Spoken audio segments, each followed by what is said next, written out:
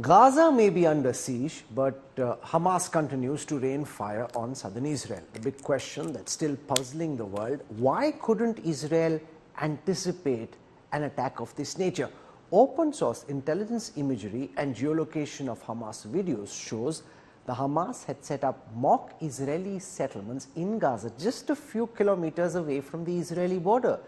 This triggers a massive new challenge for the world. Ankit Kumar from the India Today Open Source Intelligence team with our lead story.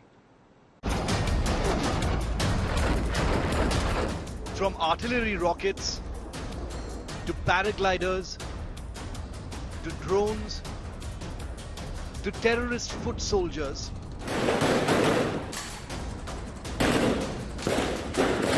the tactics of the Hamas terrorist group have exploded upon the world, and none of it could be orchestrated without rigorous planning.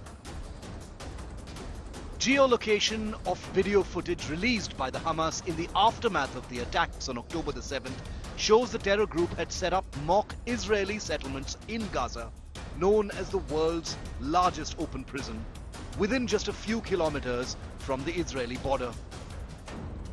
The groundwork for these preparations started sometime in 2020 with land clearing and the creation of a flat surface for the powered paraglider rehearsals.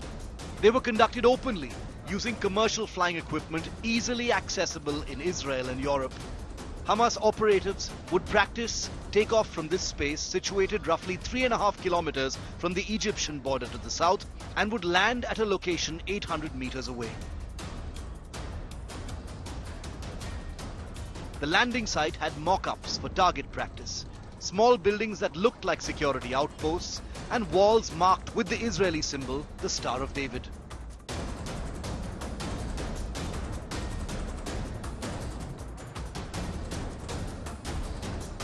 The propaganda footage shows Hamas operatives using kamikaze drones, which can also be geolocated to a nearby field.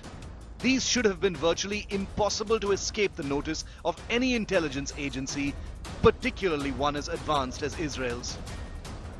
The Hamas leadership's strike weapon is the Al-Qassam rocket. While these rockets have been fired several times before, on October the 7th, Hamas fired thousands of these in short waves, effectively jamming Israel's Iron Dome system. So if some of the rockets were intercepted mid-air, most hit Israeli targets with devastating effect.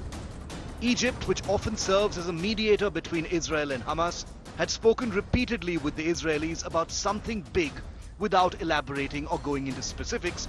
In the aftermath of the attack, Israel debunked any such early warning claims. But the fact remains that despite round-the-clock sophisticated surveillance, Israel was clueless about what was happening in its backyard for nearly 3 years. Innocent people are paying the price for this colossal, systemic intelligence failure, while the political authorities play the game of revenge attack.